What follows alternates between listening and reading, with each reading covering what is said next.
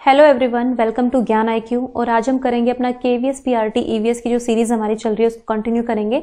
और इससे पहले जो है मैं आपको इंस्टीट्यूट्स ऑफ डेमोक्रेसी कंप्लीट करा चुकी हूँ। उसके 4 पार्ट मैंने ऑलरेडी अपलोड कर दिए थे, आप देख सकते हैं प्लेलिस्ट में जाकर। और ये जीके मैंने इसलिए लिखा है क्योंकि ये आपका जो सेक्शन है ये आपके जीके पोर्शन को भी कवर करता है, यानी कि पॉलिटी पोर्शन जो है आपका जीके का है ना, जिसमें पॉलिटिकल साइंस कह सकते हैं हम, सिविक्स कह सकते हैं, इसको भी कवर करता है। तो मतलब ये काफी इंपॉर्टेंट है जीके वाइज भी। अगर जीके आपकी आती है और जीके में आपकी एक तरह से पॉलिटिकल एस्पेक्ट भी कवर हो रहे होंगे, ठीक है। तो नेक्स्ट है हमारी आज की, हम टॉपिक लेंगे national bodies, state bodies and local bodies, राष्ट्रीय निकाय, राज्य निकाय और स्थानीय निकाय। देखो आज हम बेसिकली नेशनल और स्टेट बॉडीज को कवर कर लेंगे। वैसे तीनों कराने हैं मुझे, लेकिन लोकल बॉडीज का मैं अलग से लूंगी क्योंकि वो अलग से एस्पेक्ट है उसका एक, और अलग से उसकी जो है एक स्ट्रक्चर है, तो वो मैं अलग से समझाऊंगी आपको। और अगर मैं लोकल बॉडीज आज ले लेती तो पता नहीं 1 से 2 घंटे की क्लास हो सकती थी, तो मैं नहीं चाहती कि इतनी लंबी क्लास हो। तो आज हम सिर्फ नेशनल बॉडीज और स्टेट बॉडीज को देखेंगे। तो यानी कि इस सेगमेंट का आपका पार्ट 1 है, और वैसे अगर EVS की सीरीज देखें तो उसमें टोटल पार्ट 5 है। ओके, तो चलिए देखते हैं नेक्स्ट। देखो ये सिलेबस है आपका, फिर से दिखा देती हूँ एक बार। हम प्राइमरी इंस्टीट्यूट ऑफ डेमोक्रेसी को जो है कंप्लीट कर चुके हैं। अब हमारा नेक्स्ट टॉपिक है लोकल बॉडीज, स्टेट बॉडीज और नेशनल बॉडीज। तो आज हम स्टेट बॉडीज और नेशनल बॉडीज को कवर कर लेंगे, लोकल बॉडीज को हम नेक्स्ट पार्ट में कवर करेंगे। तो ये सिलेबस बार बार इसलिए दिखाती हूँ ताकि आपको याद रहे कि ये सिलेबस है और इसके अकॉर्डिंग में चल रही हूँ। तो देखिए आज हम डिस्कस करने वाले हैं अपनी नेशनल और स्टेट बॉडीज को। वैसे अगर नेशनल बॉडीज कहूं तो सबसे ज्यादा इंपॉर्टेंट नेशनल बॉडीज हैं, और आपकी जो लोकल बॉडीज हैं वो भी बहुत ज्यादा इंपॉर्टेंट है, क्योंकि वो उनका एजुकेशन में बहुत ज्यादा रोल होता है लोकल बॉडीज का। जो आपके म्युनिसिपैलिटीज होती हैं, MCDs होती हैं, ठीक है, और ग्राम पंचायतें वगैरह होती हैं, इन सब का बहुत इंपॉर्टेंट रोल होता है आपके किसी भी एजुकेशनल इंस्टीट्यूशन में। अगर हम गाँव के लेवल पर जाकर देखें तो लोकल बॉडीज को हम अलग से डिस्कस करेंगे। अब नेशनल बॉडी और स्टेट बॉडीज में अगर हम बात करें तो इसमें 2 तरह की बॉडीज होती हैं। एक तो होती है आपकी कॉन्स्टिट्यूशनल बॉडीज, एक होती है स्टैट्यूटरी बॉडीज, ठीक है, जिसको हम सांविधिक निकाय कहते हैं, और कॉन्स्टिट्यूशनल को हम कहते हैं संवैधानिक निकाय। एक बार इनमें थोड़ा सा डिफरेंस आपको बता देती हूं ताकि आपको थोड़ा सा क्लियर हो जाए।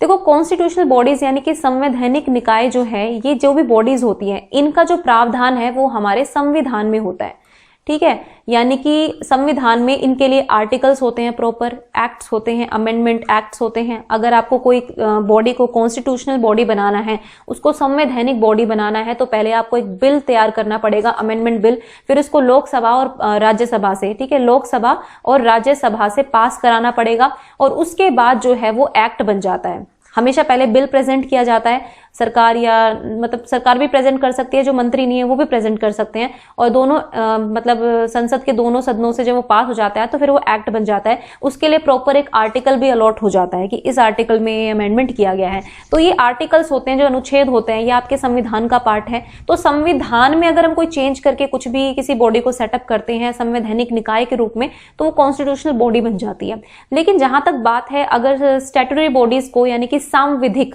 इसका मतलब है विधि द्वारा बनाई गई, है ना। कोई भी विधि आपने, पार्लियामेंट ने एक अधिनियम बना दिया, सपोज एक सिंपल एक्ट बना दिया कि भाई दिस इज द एक्ट, जैसे हम कह सकते हैं CBI एक्ट हो गया, फॉरेस्ट एक्ट हो गया एक तरह से, है ना, वाइल्ड लाइफ एक्ट हो गया, ये सारे एक्ट्स होते हैं। तो इनके अकॉर्डिंग जो बॉडी बनती है उनको हम संविधिक निकाय बोलते हैं। देखो जब कॉन्स्टिट्यूशनल बॉडीज बन जाती है तो उनको ज्यादा फायदा होता है, क्योंकि फिर संविधान में आ जाती हैं वो चीजें, और संविधान की रक्षा करना जो है वो पूरा प्रॉपर जुडिशरी का भी काम हो जाता है। तो हर चीज में उसकी इंपॉर्टेंस बढ़ जाती है कॉन्स्टिट्यूशनल बॉडीज की। जबकि स्टैट्यूटरी बॉडीज जो है इनसे कम पावरफुल होती है, कॉन्स्टिट्यूशनल बॉडीज से कम पावरफुल होती है संविधिक निकाय जो होते हैं, और ये किसी विधि के द्वारा, किसी अधिनियम के द्वारा इनको बना दिया जाता है। और हालांकि फॉलो आपको इनको भी करना होता है, लेकिन एक संवैधानिक निकाय हम इसको नहीं कह सकते हैं, ठीक है। तो हिंदी में अगर देखें तो कॉन्स्टिट्यूशनल को बोलते हैं संवैधानिक, ठीक है, संविधान से अपना प्रावधान प्राप्त करती हैं। और ये होती है सांविधिक, ये मतलब कोई विधि बनाती है पार्लियामेंट, उसको पास कर देती है तो वो विधि बन जाती है, एक्ट बन जाता है एक तरह से। जैसे कंपनीज एक्ट हो गया, कंज्यूमर राइट्स एक्ट हो गए,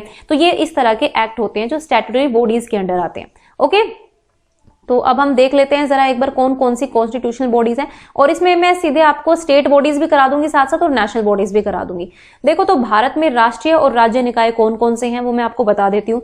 आज हम बात करेंगे कॉन्स्टिट्यूशनल बॉडीज के बारे में, यानी कि संवैधानिक निकाय के बारे में, क्योंकि लिस्ट बहुत लंबी है और बहुत टाइम लग जाएगा इनको डिस्कस करने में। तो जो हमारी स्टैट्यूटरी बॉडीज हैं उनको हम अलग डिस्कस कर लेंगे, लेकिन मैं आपको दिखा दूंगी। तो देखो संवैधानिक निकाय जो होते हैं ये हमारे कुछ इंपॉर्टेंट संवैधानिक निकाय हैं जो हर एग्जाम में पूछे जाते हैं। हैं। सबसे पहले है आपका चुनाव आयोग यानी कि इलेक्शन कमीशन, उसके बाद है आपका यूपीएससी यानी कि यूनियन पब्लिक सर्विस कमीशन, उसके बाद है स्टेट पब्लिक सर्विस कमीशन, ये आपका स्टेट बॉडी में आ जाएगा जो स्टेट वाला है, ठीक है। और फाइनेंस कमीशन, ये है आपका वित्त आयोग यानी कि ये भी आपका नेशनल बॉडी है। उसके बाद नेशनल कमीशन फॉर एससी हो गया, नेशनल कमीशन फॉर एसटीज हो गया। ये दोनों पहले एक ही थे लेकिन बाद में इनको अलग अलग कर दिया गया था। अब जो एक नई चीज मैं आपको बता रही हूँ वो है ओबीसी का जो नेशनल में एक्ट बना है और इसके द्वारा इसको national commission for backward classes को संवैधानिक बॉडी का दर्जा मिल गया है, ठीक है। नेशनल बॉडीज हैं ये सारी, जो स्टेट के लिए स्पेशली होती हैं वो स्टेट बॉडीज कहलाती हैं, राज्य निकाय कहलाती हैं, लेकिन जो पूरे देश के लिए काम करती हैं, जो हमारे नेशनल लेवल पर होती हैं, उनको हम बोलते हैं नेशनल बॉडीज। उसके बाद आता है special officer for linguistic minorities यानी कि भाषाई अल्पसंख्यकों के लिए विशेष आयोग होता है और इसका एक स्पेशल ऑफिसर होता है, एक अधिकारी होता है, उसके अंडर होती है। फिर आता है controller and auditor general of India यानी कि भारत के नियंत्रक और महालेखा परीक्षक जिनको हम सीएजी कैग बोलते हैं। उसके बाद अटॉर्नी जनरल ऑफ इंडिया और एडवोकेट जनरल ऑफ इंडिया। ये एडवोकेट और अटॉर्नी जनरल ऑफ इंडिया मैं आपको ऑलरेडी करा चुकी हूं इंस्टीट्यूट्स ऑफ डेमोक्रेसी में, मैंने आपको दोनों बता दिए थे। ये जो अटॉर्नी जनरल होते हैं ये नेशनल बॉडी के रूप में काम करते हैं और एडवोकेट जनरल ऑफ इंडिया जो है ये स्टेट बॉडी के रूप में काम करते हैं। तो इन दोनों को ही मैं पहले आपको बता चुकी हूँ, ठीक है। तो अगर आप लोगों ने दोनों की वीडियो नहीं देखी है तो आप ईवीएस के पार्ट देख लीजिए, 1, 2, 3, 4, उनमें मैंने कराया हुआ है। जुडिशियल वाले न्यायपालिका वाले पार्ट में दोनों को कराया हुआ है, ठीक है। तो ये मत बोलना कि ये आपने नहीं कराया। तो अभी आज हम कवर करेंगे इन सारे को, ठीक है। तो चलिए देख लेते हैं एक बार स्टैट्यूटरी बॉडीज को भी देख लेते हैं, सांविधिक बॉडीज को भी देख लेते हैं कौन कौन सी है। हालांकि ये डिस्कस मैं आपसे नेक्स्ट पार्ट में करूंगी। इसमें हमारा नीति आयोग आता है, नेशनल ह्यूमन राइट्स कमीशन आता है, स्टेट ह्यूमन राइट्स कमीशन आते हैं, स्टेट बॉडी हो गई है। फिर सेंट्रल इंफॉर्मेशन कमीशन आता है, फिर स्टेट इंफॉर्मेशन कमीशन आते हैं। उसके बाद सीवीसी आता है यानी कि केंद्रीय सतर्कता आयोग जिसको हम सेंट्रल विजिलेंस कमीशन बोलते हैं। फिर सीबीआई आता है यानी कि सेंट्रल ब्यूरो ऑफ इन्वेस्टिगेशन, केंद्रीय जांच ब्यूरो। उसके बाद लोकपाल और लोकायुक्त आता है। लोकपाल आपका सेंट्रल लेवल पर होता है, नेशनल बॉडी के अंदर आता है, और लोकायुक्त आपका स्टेट बॉडी के अंदर आता है। तो ये वाली चीज हम नेक्स्ट वीडियो में कवर करेंगे, ठीक है। और देखो क्वेश्चन कई बार एग्जाम में किस तरह का आता है कि इनमें से कौन सी नेशनल बॉडी है, सॉरी नेशनल नहीं, इनमें से कौन सी जो है संवैधानिक बॉडी है या कौन सी सांविधिक बॉडी है, ये भी पूछ लिया जाता है। ऐसे एक सिंपल क्वेश्चन आपसे पूछ लिया जाएगा कि इलेक्शन कमीशन ऑफ इंडिया जो है ये किस तरह की बॉडी है, ये कॉन्स्टिट्यूशनल बॉडी है, स्टैट्यूटरी बॉडी है, रेगुलेटिंग बॉडी है। देखो रेगुलेटरी बॉडी भी होती है, ठीक है, लेकिन आपके लिए वो इंपॉर्टेंट नहीं है ज्यादा, क्योंकि रेगुलेटरी बॉडी जैसे सेबी हो गया है ना, security and exchange board of India, FSSAI हो गया है ना, फूड सेफ्टी सिक्योरिटी वाला जो होता है। उसके बाद बहुत सारे होते हैं, मतलब मेरे को भी सारे एग्जैक्टली याद नहीं है। सेबी हो गया, एफएसआई हो गया, मतलब इसमें बहुत सारी चीजें हैं रेगुलेटरी बॉडी में। तो ये ऑटोनोमस होती हैं, अपनी ये संस्थाएं जो होती है एक तरह से ऑटोनोमस होती हैं और अपनी एक्टिविटी को ऑटोनोमसली देखती हैं। मतलब इनका रैंक अगर देखा जाए तो सबसे नीचे आता है, पहले कॉन्स्टिट्यूशनल बॉडीज आती हैं, फिर आपकी स्टैट्यूटरी बॉडीज आती हैं, उसके बाद ये आती है रेगुलेटरी बॉडीज, ठीक है। तो इन पे भी एक वीडियो देखूंगी, बना दूंगी, अदरवाइज ये इतना इंपॉर्टेंट पोर्शन नहीं है आप लोगों के लिए, ठीक है। तो चलिए हम देखते हैं अपनी पहली कॉन्स्टिट्यूशनल बॉडी यानी कि इलेक्शन कमीशन को, ठीक है, चुनाव आयोग। देखिए जब हम संविधान की बात करते हैं तो हम ये कहते हैं कि संविधान में जो है हमारे अधिकारों की रक्षा होनी चाहिए, और इन चीजों को कौन चेक करेगा। आप सभी को पता है कि न्यायपालिका का रोल इसमें बहुत ज्यादा इंपॉर्टेंट है, लेकिन एक और इंपॉर्टेंट है इलेक्शन कमीशन। इलेक्शन कमीशन अगर फेयर नहीं होगा, अगर वो करप्शन होगा उसके अंदर, तो समझ लीजिए हमारा संविधान खतरे में आ जाएगा। क्योंकि ये जो हमारी टॉप कॉन्स्टिट्यूशनल बॉडीज होती है ये कहीं ना कहीं हमारे संविधान की रक्षा भी करती है ना, मतलब डायरेक्टली करे या इनडायरेक्टली करे, लेकिन ये करती जरूर है। अगर इलेक्शन से फेयर नहीं होंगे, इलेक्शन कमीशन ही करप्ट हो जाएगा, तो सोचो कि फिर जो हमारी नींव है वही हिल जाएगी। हम जिस तरह से चुनाव करवा रहे हैं, चुनाव में जिस तरह से हमारे सामने नेता चुन कर आ रहे हैं, तो वो सारी नींव ही हिल जाएगी। तो election commission is very important body of मतलब इंडिया कह सकते हैं, नेशनल बॉडी ऑफ इंडिया, और इसका बहुत इंपॉर्टेंट रोल है डेमोक्रेसी को बनाए रखने में। इसका निष्पक्ष रोल ही तय करता है कि डेमोक्रेसी जो स्ट्रक्चर है वो किस तरह से आपका चलेगा, ठीक है। क्योंकि चुनाव प्रक्रिया में अगर घपला हो जाता है तो इसका मतलब है लोगों के द्वारा शासन हो ही नहीं रहा है, लोग जिन प्रतिनिधियों को लाना चाह रहे थे वो प्रतिनिधि आए ही नहीं। तो इलेक्शन कमीशन जो है वो बहुत ही फेयर होना चाहिए, उसमें बिल्कुल भी करप्शन के आसार नहीं होने चाहिए। पहली चीज तो ये इंपॉर्टेंट बता दी,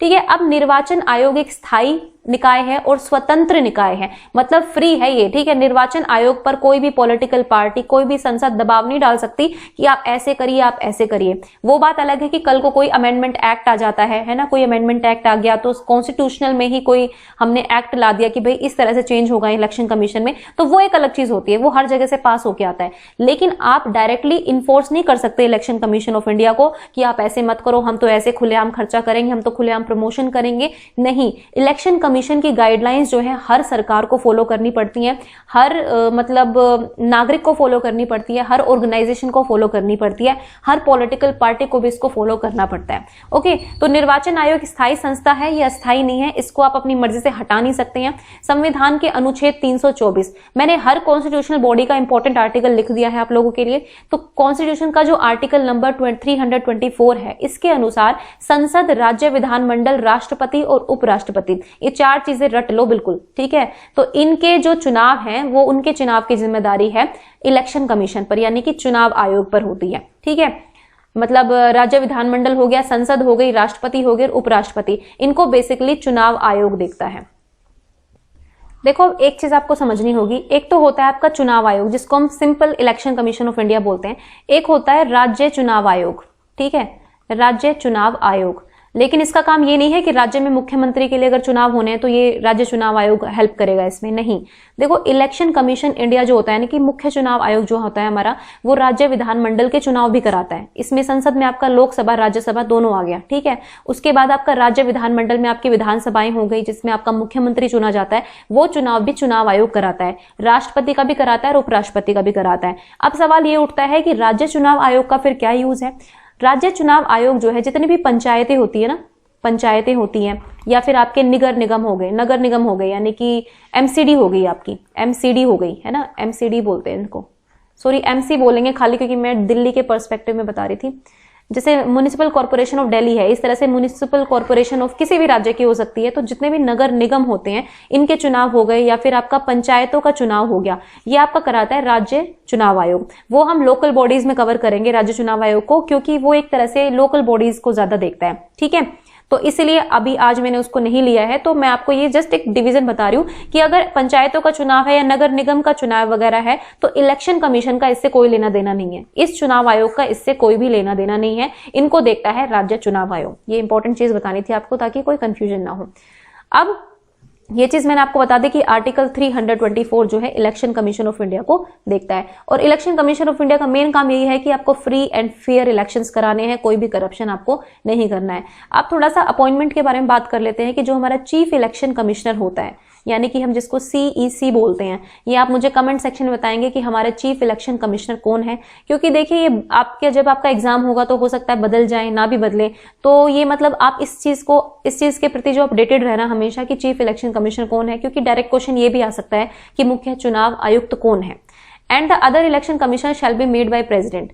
तो मतलब जितने भी अपॉइंटमेंट होगी CEC की और जो अदर इलेक्शन कमिश्नर होंगे उनकी जो अपॉइंटमेंट होगी वो होगी राष्ट्रपति के द्वारा। ये बहुत इंपॉर्टेंट क्वेश्चन है। और टोटल इसमें 1+2 होते हैं, यानी कि एक तो हमारा चीफ इलेक्शन कमीशन हो गया, मुख्य चुनाव अधिकारी, इसके अलावा 2 चुनाव अधिकारी और होते हैं। और मैं अपनी करंट अफेयर की वीडियोस में बहुत बार आपको बता चुकी हूं कि कौन मुख्य चुनाव अधिकारी है और कौन 2 हमारे चुनाव अधिकारी है।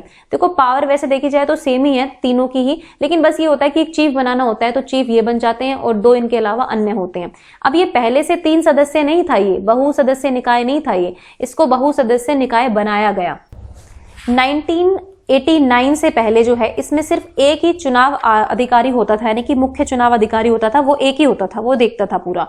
लेकिन इसके मतलब 1989 के बाद जो है 15 अक्टूबर 1989 के बाद जो है इसको फिर से मतलब बहु सदस्य निकाय बना दिया गया। मतलब इसके अध्यक्ष और जो इसके सदस्य होंगे वो 2 और 3 कर दिए गए, ठीक है। और मतलब अब ये हालांकि 1990 में मतलब सबसे पहले तो इसमें हुआ 1989 में, फिर 1990 में फिर से उनको हटा दिया गया कि भाई नहीं एक ही होगा। लेकिन अगर हम एक्चुअल में बात करें तो 1993 के बाद से इसमें डायरेक्ट 3 हो गए हैं, ठीक है। समझ में आई बात। यानी कि सबसे पहले 1989 से पहले तो क्या था कि भाई एक ही होता था, लेकिन फिर से 16 अक्टूबर 1989 से फिर से इसमें 3 होने लग गए, ठीक है। उसके बाद इनको फिर से हटा दिया गया 1990 में, हटा के उसके बाद फिर से 1993 में ये 3 हो गए हैं। तो यानी कि अगर क्वेश्चन ये आए कि कब से जो है लगातार 3 चल रहे हैं तो वो 1993 से हैं। और अगर ये पूछे कि पहली बार चेंज कब आया था, तो पहली बार चेंज आया था 1989 में, जब इसको बहुसदस्यीय निकाय बना दिया गया था। ठीक है, मतलब जो मुख्य चुनाव अधिकारी था उसका एक तरह से काम थोड़ा कम करने के लिए जो है 2 अन्य निर्वाचन आयुक्तों की व्यवस्था कर दी गई थी, और फिर मतलब 1990 तक चली वो, और 1990 के बाद फिर से उन दोनों को हटा दिया गया, लेकिन फिर अगेन 1993 में फिर से 3 कर दिया गया। ठीक है, तो ये चीज इंपॉर्टेंट थी, आप याद रखना। उसके बाद they hold the office for a term of 6 years, जब से उनकी अपॉइंटमेंट होती है उससे 6 साल तक वो अपने इसमें बने रह सकते हैं, या फिर 65 ईयर की जो आयु है, 65 साल की जो आयु है उसको कंप्लीट कर चुके वो। इनमें से जो भी पहले होगा उस टाइम पे उनकी रिटायरमेंट हो जाएगी। जो चुनाव अधिकारी होते हैं तीनों के लिए ये चीज फिक्स है। अब देखिए, राष्ट्रपति द्वारा नियुक्ति होती है और राष्ट्रपति ही इनको हटा सकते हैं। ठीक है, मतलब ये अपना त्याग पत्र भी जो है वो राष्ट्रपति को ही देते हैं। और कुछ इंपॉर्टेंट चीजें मुझे आपको बतानी है। देखिए, इसकी शक्ति और कार्य तो बहुत सारे होते हैं, लेकिन सबसे इंपॉर्टेंट कार्य के बारे में हम बात करेंगे तो सबसे पहली चीज है कि जितनी भी पॉलिटिकल पार्टीज होती हैं, ठीक है, जितनी भी पॉलिटिकल पार्टीज होती हैं, कितनी नेशनल लेवल की पार्टीज हैं हमारी, कितनी स्टेट लेवल की पार्टीज हैं, कितनी लोकल पार्टीज हैं, ये सब डिसाइड करता है हमारा इलेक्शन कमीशन ऑफ इंडिया। कोई पार्टी नेशनल पार्टी होगी कि वो स्टेट पार्टी होगी, ये मान्यता भी इलेक्शन कमीशन ऑफ इंडिया करता है, और इनको चुनाव चिन्ह भी election commission of India he provide करता है। तो टोटल हमारी नेशनल पार्टीज अभी के टाइम में 8 नेशनल पार्टीज हमें। नेशनल पीपल्स पार्टी जो अभी रिसेंटली बनी थी 2019 में आई थिंक, और मेघालय की पार्टी है जिसको भी नेशनल पार्टी बनाया गया है। तो ये कुछ इंपॉर्टेंट चीजें होती हैं, और मतलब चुनाव की पूरी जिम्मेदारी जो होती है इनके ऊपर ही होती है। और मतलब ये राष्ट्रपति को मतलब एक तरह से सलाह देते हैं कि भाई इसमें चुनाव होने वाले हैं, इस राज्य में निर्वाचन कराया जाए कि नहीं कराया जाए। मतलब चुनाव आयोग जो है पहले राष्ट्रपति से सलाह करता है, उसके बाद राष्ट्रपति परमिशन देते हैं। ऑब्वियसली उनको परमिशन देनी पड़ेगी अगर कॉन्स्टिट्यूशन के अकॉर्डिंग चुनाव होने हैं तो। ठीक है, तो मतलब चुनाव आयोग पहले परमिशन लेता है राष्ट्रपति से, उसके बाद राष्ट्रपति पर तब सलाह कर देते हैं दोनों ही। उसके बाद भाई इलेक्शन के डिक्लेयर कर देता है चुनाव आयोग कि हाँ भाई ऐसे ऐसे इलेक्शन होने वाला है, इतने फेजेस में इलेक्शन होने वाला है, और ये चीजें होंगी। और मतलब आप कोई भी पॉलिटिकल पार्टी है, कोई भी लीडर है, वो अहर है कि नहीं है चुनाव लड़ने के लिए, ये सब मतलब election commission of India decide करता है। ये चीजें याद रखना। तो ये इंपॉर्टेंट चीजें थी इलेक्शन कमीशन ऑफ इंडिया के बारे में। मतलब डीप में ज्यादा नहीं जाऊंगी क्योंकि फिर वही है, पॉलिटिकल साइंस का आपको पेपर नहीं देना है, आपको बेसिकली केवीएस पीआरटी देना है, या फिर जीके पर्सपेक्टिव से इतना जानना आपके लिए जरूरी है। नेक्स्ट हम देखते हैं यूनियन पब्लिक सर्विस कमीशन, यानी कि संघ लोक सेवा आयोग। यूपीएससी का नाम तो आप सभी ने सुना होगा, तो यूपीएससी के चेयरमैन कौन है आप मुझे कमेंट सेक्शन में बताएंगे। देखिए, आर्टिकल 315 से लेकर 323 जो है यूपीएससी के बारे में बात करता है, और मतलब द चेयरमैन जो होता है यूपीएससी का और इसके जितने भी मेंबर्स होते हैं उनको भी प्रेसिडेंट अपॉइंट करता है, क्योंकि कॉन्स्टिट्यूशनल बॉडीज जितनी भी होती है ना उन सभी का मुख्य रूप से उनकी नियुक्ति प्रेसिडेंट ही करते हैं, जो बहुत इंपॉर्टेंट बॉडीज होती हैं। तो याद रखिए, राष्ट्रपति करते हैं नियुक्ति और राष्ट्रपति ही हटा सकते हैं। उसके बाद वही सेम है, इनका भी 6 ईयर्स का टेन्योर होता है, या फिर 65 साल की उम्र तक रह सकते हैं, वरना इनको रिटायरमेंट मिल जाती है। इन दोनों में से जो भी जल्दी हो। फिर यूपीएससी जो है एग्जामिनेशन कंडक्ट करता है, ऑल इंडिया सर्विस लेवल के एग्जाम हो गए, सेंट्रल सर्विसेज हो गए, या फिर यूनियन टेरिटरीज में पब्लिक सर्विसेज जो हो गई, उन सभी का एग्जाम जो है यूपीएससी कंडक्ट करता है। ये आपको याद रखने की जरूरत है। ये क्वेश्चन बहुत बार पूछा जाता है कि कितने साल का टर्म होता है इनका, है ना, और कितने साल तक ये बने रह सकते हैं अपने पद पर, जो इनके चेयरमैन होते हैं या फिर इनके जो अध्यक्ष होते हैं। एक चीज और याद रखिए कि अगर एक बार सपोज एक चेयरमैन बन गया यूपीएससी का, उसके बाद वो दोबारा इनका चेयरमैन नहीं बन सकता, मतलब दोबारा नियुक्त तो उनको नहीं किया जा सकता है। ये बेसिकली ट्रांसपेरेंसी के लिए होता है कि कोई करप्शन ना हो। तो मतलब जो एक बार आपका अध्यक्ष बन गया या फिर चेयरमैन बन गया यूपीएससी का, उसको दोबारा नियुक्त नहीं किया जाएगा उसी पोस्ट पर। ठीक है, और मतलब ये चीज आपको समझ में आ गई होंगी। और ठीक है, मतलब यूपीएससी के बारे में इतना जानना आपके लिए काफी मतलब जरूरी था, जो मैंने आपको बता दिया है। अब देखते हैं नेक्स्ट आपका स्टेट पब्लिक सर्विस कमीशन। तो यूपीएससी जो है यूनियन पब्लिक सर्विस कमीशन आपका एक तरह से कह सकते हैं नेशनल बॉडी है, और अगर स्टेट पब्लिक सर्विस कमीशन की बात करें तो ये राज्य निकाय है, यानी कि स्टेट बॉडी है। तो जो गवर्नर होता है स्टेट का, the governor of the state जो है वो अपॉइंट करता है इसके चेयरमैन को और इसके मेंबर्स को। आर्टिकल वही रहेंगे, 315 से 323 के बीच भी वही स्टेट पब्लिक कमीशन का भी जिक्र है, लेकिन वहां पे यूनियन पब्लिक सर्विस कमीशन के चेयरमैन को और मेंबर्स को जो है यूपीएससी के चेयरमैन और मेंबर्स को जो है राष्ट्रपति नियुक्त करता है। लेकिन यहाँ पर जो भी गवर्नर होगा रिस्पेक्टिव स्टेट का, सपोज अगर हरियाणा का है तो हरियाणा स्टेट का गवर्नर उनको चेयरमैन को अपॉइंट करेगा। ठीक है, ये चीज है। अब इसके चेयरमैन और वो भी, अब देखो यहाँ पे भी डिफरेंस है। यूनियन पब्लिक सर्विस कमीशन में 65 साल या 6 वर्ष था, लेकिन यहाँ पर 62 साल है, यानी कि 62 ईयर्स की एज हो गई हो या फिर 6 ईयर्स की एज हो गई हो, उस टाइम तक जो है ये अपने पद पर बने रह सकते हैं, इसके चेयरमैन और अध्यक्ष।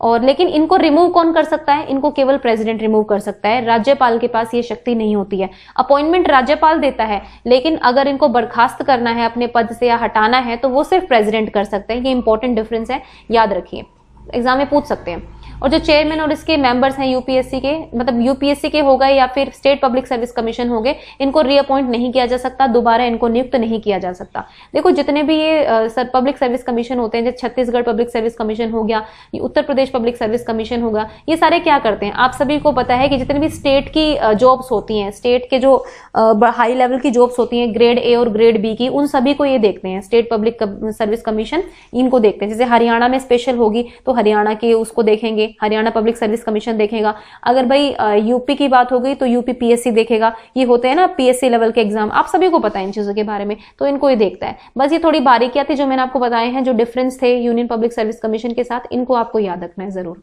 ओके, नेक्स्ट देखते हैं फाइनेंस कमीशन। देखो finance commission is very important, और हमारा अभी फिलहाल जो है 15th फाइनेंस कमीशन जो है उसके मतलब चेयरमैन कौन है? एन के सिंह है। ठीक है, ये भी याद रखो, ये क्वेश्चन भी काफी एग्जाम में पूछा जा सकता है। 15th फाइनेंस कमीशन चल रहा है, ठीक है, तो इसको भी याद रखना, मतलब ये चलेगा अभी 2021 से। ठीक है, तो बस ये याद रखो 15th फाइनेंस कमीशन के चेयरमैन है एन के सिंह, क्योंकि इंपॉर्टेंट क्वेश्चन है। अब भाई ये कॉन्स्टिट्यूशनल बॉडी है, मैंने आपको बताया था संवैधानिक बॉडी है। तो कॉन्स्टिट्यूशन में आर्टिकल 280 जो है फाइनेंस कमीशन के बारे में बात करता है कि भाई एक फाइनेंस कमीशन होगा देश में, जिसको क्वासी जुडिशियल बोल सकते हैं, मतलब अर्ध न्यायिक कह सकते हैं इनको। कुछ होती है पूर्णतः न्यायिक, जैसे हमारी न्यायपालिका है, लेकिन ये अर्ध न्यायिक होती है, मतलब कुछ चीजों में फैसला करती हैं जो इनके लिमिटेशन में होता है, जो इनकी मतलब एक तरह से कहते हैं इनकी टेरिटरी के अंदर आता है। तो आर्टिकल 280 यानी कि अनुच्छेद 280 वित्त आयोग की बात करता है। इसके मेंबर्स एंड प्रेसिडेंट्स में be appointed by the president, sorry it's chairman. ठीक है, इसके मेंबर और चेयरमैन जो होते हैं वो अपॉइंट किए जाते हैं प्रेसिडेंट के द्वारा, and may also be reappointed. अब देखो पिछला जो हमने पढ़ा यूपीएससी और एसपीएससी के बारे में हमने जो पढ़ा, उनको रीअपॉइंट नहीं किया जा सकता, उनको दोबारा नियुक्त नहीं किया जा सकता है, लेकिन फाइनेंस कमीशन के जो चेयरमैन होते हैं और मेंबर्स होते हैं, इनको आप रीअपॉइंट कर सकते हो, दे मे बी रीअपॉइंटेड, इनकी नियुक्ति जो है वो दोबारा हो सकती है। तो this is very important question. उसके बाद this commission submitted report to president, ये अपनी रिपोर्ट जो है प्रेसिडेंट को देता है, who puts it in the both houses of parliament. फिर प्रेसिडेंट जो है दोनों हाउसेज में इस रिपोर्ट को पेश करता है, राज्यसभा में, लोकसभा में। अब देखिए मेन कमीशन जो है, कमीशन का काम क्या होता है? ये एक तरह से सलाहकारी है, प्रेसिडेंट को सलाह देता है कई चीजों में, जो हमारा वित्त से रिलेटेड चीजें होती है ना, उसमें सलाह देते हैं। अब वित्त में कुछ बहुत इंपॉर्टेंट चीजें होती हैं जो फाइनेंस कमीशन का रोल होता है, जिसमें बहुत इंपॉर्टेंट, वो मैं आपको बता देती हूँ। ऐसे संघ और राज्य होते हैं, जैसे यानी कि यूनियन टेरिटरीज हो गए या फिर स्टेट हो गया, ठीक है, या फिर आपका हो गया आपकी यूनियन, एक तरह से केंद्र सरकार हो गई। केंद्र सरकार में राज्य सरकारों के बीच कितना कर जाएगा, करों का कितना हिस्सा उनको मिलना चाहिए, इस चीज के बारे में डिवीजन जो है वित्त आयोग करता है, मतलब वित्त आयोग इस चीज को देखता है, सिफारिश करता है वो राष्ट्रपति को। उसके बाद भारत की जो संचित निधि होती है, उसमें से राज्यों के में सहायता अनुदान कितना करना है, ये भी ये तय करता है। ठीक है, aid to the state from the consolidated fund of India. ठीक है, राज्यों के में सहायता अनुदान कितना करना है, ये भी आपका फाइनेंस कमीशन जो है वो तय करता है। अब भाई राष्ट्रपति ने एक आयोग को कुछ और दे दिया काम, तो वो भी उसको करना पड़ेगा, उस पर भी फाइनेंस कमीशन को काम करना पड़ता है कि भाई सपोज राष्ट्रपति को कोई सलाह लेनी है या फिर कोई और मैटर राष्ट्रपति के सामने आया है, तो वो ऐसा मैटर भी जो वित्त से रिलेटेड हो, वो भी राष्ट्रपति फाइनेंस कमीशन को दे सकते हैं। एक और चीज होता है कि भाई ये राज्य वित्त आयोग जितने भी होते हैं, एक तो हमारा वित्त आयोग होता है यानी कि फाइनेंशियल मतलब यूनियन वित्त आयोग जिसको हम कह सकते हैं, एक होता है राज्य वित्त आयोग। राज्य वित्त आयोग क्या करता है कि जो राज्य में नगर पालिकाएं होती है या फिर पंचायत होती है, उनके लिए संचित निधि होती है राज्य की, तो उसमें से एलोकेशन करना है, तो वो भी उसमें भी वित्त आयोग उनको सलाह देता है कि आप ये ऐसे ऐसे कर सकते हो। जैसे मैंने आपको बताया था ना कि चुनाव आयोग, राज्य चुनाव आयोग, इसी तरह से राज्य वित्त आयोग भी होता है। ये सब आपको मैं लोकल बॉडीज में कराऊंगी, क्योंकि राज्य वित्त आयोग का मेन काम है, जितनी भी राज्य की लोकल बॉडीज है ना, नगर पालिकाएं हो गई या फिर पंचायतें हो गई, तो उनको वित्त का बंटवारा वगैरह जो करना है, उसमें राज्य वित्त आयोग का रोल होता है। लेकिन ऑब्वियसली वित्त आयोग से ही मोटिवेटेड होता है ये सब कुछ भी। ठीक है, तो ये फाइनेंस कमीशन के बारे में कुछ इंपॉर्टेंट चीजें थी। इसके अलावा भाई जितनी भी जो भी रिपोर्ट होती है फाइनेंस कमीशन की वो अगेन प्रेसिडेंट को सौंपता है, फिर प्रेसिडेंट उसको सामने रखता है दोनों सदनों में। तो मतलब ये बेसिकली प्रेसिडेंट के अंडर ही होते हैं, त्याग पत्र देना है तो भी तो ये प्रेसिडेंट को ही देंगे। ठीक है भाई, तो ये आपका था फाइनेंस कमीशन के बारे में इंपॉर्टेंट चीजें। उसके बाद हम बात करते हैं नेशनल कमीशन फॉर एससीज यानी कि अनुसूचित जाति आयोग, राष्ट्रीय अनुसूचित जाति आयोग। ये पूरी तरह से कॉन्स्टिट्यूशनल बॉडी है, ये स्टैट्यूटरी बॉडी नहीं है, तो कंफ्यूजन मत हो, कंफ्यूजन क्रिएट नहीं होना चाहिए आपको, क्योंकि जो हमारा ह्यूमन राइट्स कमीशन है या विमेन्स राइट कमीशन है ये सारे हमारी सांविधिक बॉडीज हैं, ये कॉन्स्टिट्यूशनल बॉडीज नहीं है। लेकिन हमें कई बार कंफ्यूजन हो जाता है कि भाई अब ये अनुसूचित जाति आयोग है, ये भी हो सकता है, तो क्वेश्चन इस तरह का आएगा कि भाई इनमें से कौन सी कॉन्स्टिट्यूशनल बॉडी है, कौन सी स्टेट मतलब नेशनल बॉडी है, ये भी क्वेश्चन आ सकता है। तो पहली चीज तो नेशनल बॉडी है नेशनल कमीशन फॉर एससीज, और दूसरी चीज ये है कि ये कॉन्स्टिट्यूशनल बॉडी है यानी कि संवैधानिक बॉडी है, ये चीज आपको नहीं छोड़नी है। देखो आर्टिकल 338 जो है प्रावधान करता है नेशनल कमीशन फॉर एससीज यानी कि जिसको एनसीएससी बोल सकते हैं। ठीक है, एनसीएससी भाई 2003 से पहले, ठीक है, मतलब 2003 में एक अमेंडमेंट एक्ट आया था जिसको हम बोलते हैं 89th अमेंडमेंट एक्ट। ठीक है, अमेंडमेंट एक्ट आया था ये आया था 2003 में, 89th अमेंडमेंट एक्ट था। इससे पहले जो नेशनल कमीशन था एससी और एसटीज के लिए वो एक ही होता था, मतलब एक ही नेशनल कमीशन था जो एससीज के मामलों को भी देखता था और एसटीज के मामलों को भी देखता था। लेकिन 2003 89th अमेंडमेंट एक्ट के बाद जो है इन दोनों को अलग अलग कर दिया गया, मतलब नेशनल कमीशन फॉर एससीज अलग बना दिया गया और नेशनल कमीशन फॉर एसटीज अलग बना दिया गया। मतलब अब दोनों तरह के मामले अलग अलग कमीशन देखेंगे, क्योंकि ये कहा गया कि भाई दोनों मिक्सअप हो रहे थे और साथ ही साथ जो ओबीसीज का हो गया या फिर जो मतलब अल्पसंख्यकों की चीजें हो गई वो सब भी यही लोग देखते थे, मतलब यही कमीशन देखता था, तो बहुत ही ज्यादा वर्कलोड था और एक पर ध्यान नहीं जा रहा था। तो मतलब दोनों की जरूरतों को अलग से देखने के लिए दो अलग तरह के कमीशन बने, और अब तो जो national commission for other backward classes है वो भी 2019 में पूरी तरह से कॉन्स्टिट्यूशनल बॉडी बन गया है। ठीक है, तो चलो उसके बारे में आगे डिस्कस करेंगे। तो 89th अमेंडमेंट एक्ट को याद रखना। उसके बाद इसके चेयरमैन, वाइस चेयरमैन या फिर इसके मेंबर्स होते हैं वो अपॉइंट किए जाते हैं प्रेसिडेंट के द्वारा। एक ऑर्डर निकालता है प्रेसिडेंट, स्टैम्प्ड ऑर्डर निकालता है, उस ऑर्डर के द्वारा जो है इनकी नियुक्ति की जाती है। एक अब ये दूसरी चीज ये है कि यह आयोग अपनी जो वार्षिक रिपोर्ट है वो राष्ट्रपति को देखता है, और इनका मुख्य काम होता है कि जितने भी स्केड्यूल कास्ट होती हैं हमारी, उनकी दिक्कतों को देखना, उनके मतलब अधिकारों को देखना, उनके साथ कोई भेदभाव ना हो, इस तरह की चीजें जो है नेशनल कमीशन फॉर एससीज जो है वो देखता है। अगर उनके साथ कोई भेदभाव होता है या फिर उनको कोई मतलब जो बुलिंग वगैरह होती है वो होती है, तो आप यहाँ पर शिकायत दर्ज कर सकते हैं नेशनल कमीशन फॉर एससीज में। ठीक है, तो इतना जानना आपके लिए काफी था नेशनल कमीशन फॉर एससीज के लिए। अब देखते हैं next national commission for STs. तो इसमें ज्यादा डिफरेंस नहीं है, बस डिफरेंस यही है, एक तो आर्टिकल का डिफरेंस है जहां पर एससीज के लिए 338 है, उसके बाद 338A आ जाता है आपका एसटीज के लिए। ठीक है, ये कॉन्स्टिट्यूशन का आर्टिकल है, और वो अगेन वही बात कहूंगी कि 2003 से पहले ये भी एससी कमीशन जो एसटी कमीशन था, नेशनल कमीशन, दोनों एक ही होते थे, लेकिन 2003 से 89th अमेंडमेंट एक्ट से इसको अलग कर दिया गया।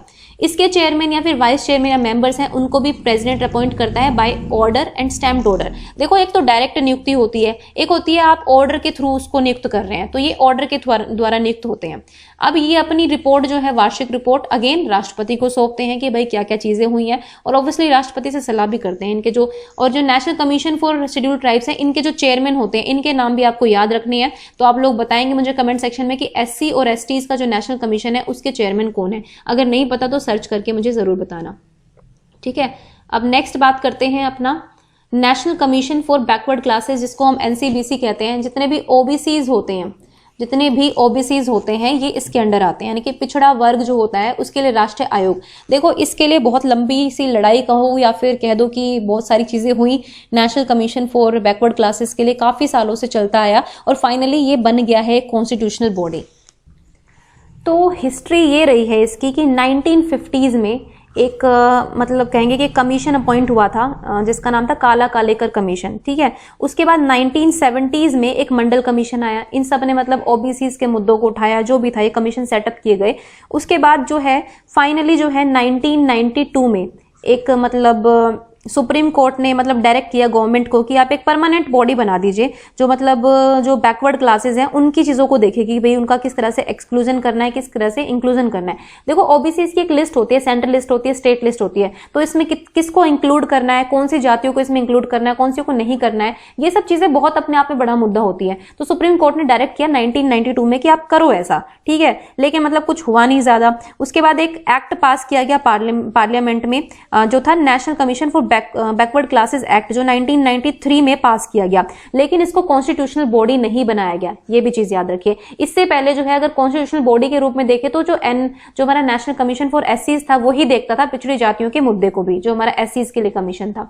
लेकिन फाइनली इसकी जो इतनी लंबी वो सिर्फ चली, उसके बाद 123rd कॉन्स्टिट्यूशनल अमेंडमेंट बिल पेश किया गया 2017 में, और जब ये पास हो गया उसके बाद बना 102वां कॉन्स्टिट्यूशनल अमेंडमेंट एक्ट 2018, ठीक है। अब इसमें देखो क्या चीजें हैं मैं आपको बता दूं, सॉरी शायद मैंने आपको पहले 2019 बता दिया था, 2018 में बनाए है ना, थोड़ा सा मेरे को ध्यान नहीं रहा था, तो I am really sorry for that. तो 2018 में जो है ये एक्ट बन गया था, है ना, याद रखना इस चीज को।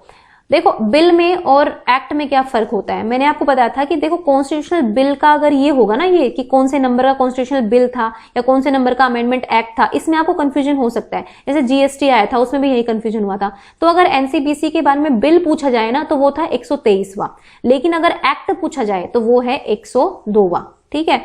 अब इसमें डिफरेंस क्या है, हर कोई बिल जो है वो एक्ट बनेगा कि नहीं बनेगा ये डिपेंड करता है कि वो लोकसभा और राज्यसभा में पास हुआ है कि नहीं हुआ है। अगर किसी भी संसद की किसी भी सदन में वो पास नहीं हो पाता है तो वो एक्ट नहीं बनेगा। उसको एक्ट बनाने के लिए आपको दोनों जगह पे पास होना जरूरी है। इसलिए ये नंबर देखो ज्यादा है और ये नंबर कम है, क्योंकि कई ऐसे अमेंडमेंट बिल आए हैं जिनको रिजेक्ट कर दिया गया है और जो कभी एक्ट नहीं बन पाए, और अगर एक्ट नहीं बन पाए तो वो संविधान में शामिल नहीं हो पाएंगे। तो इसका मतलब है ये तो बिल प्रेजेंट किया गया था, अब ये बिल पास हुआ 2017 में प्रेजेंट किया, फिर ये पास हुआ, उसके बाद जाके ये 2018 में है कॉन्स्टिट्यूशनल अमेंडमेंट एक्ट बनाया गया। ओके, तो ये चीज ध्यान रखना।